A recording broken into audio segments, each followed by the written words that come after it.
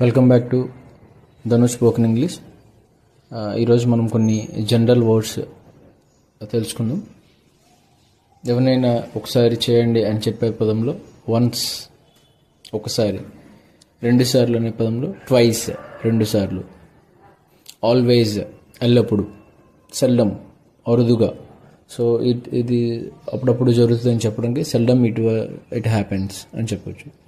Somewhere ఎక్కడో, everywhere ప్రతి చోట, ఎవో ఎప్పుడు, ఎవర్ సిన్స్ ఎప్పటి నుంచి, సిన్స్ వెన్ ఎప్పటి నుంచి, ఎవర్ సిన్స్ అప్పటి నుంచి, హియర్ ఇక్కడ, హీర్ ఆఫ్టర్ ఇక మీదట, దేర్ అక్కడ, దేర్ ఆఫ్టర్ ఆ తరువాత, హియర్ బై దీని ద్వారా, హియర్ ఇన్ ఇక్కడ, హియర్ విత్ దీనితో.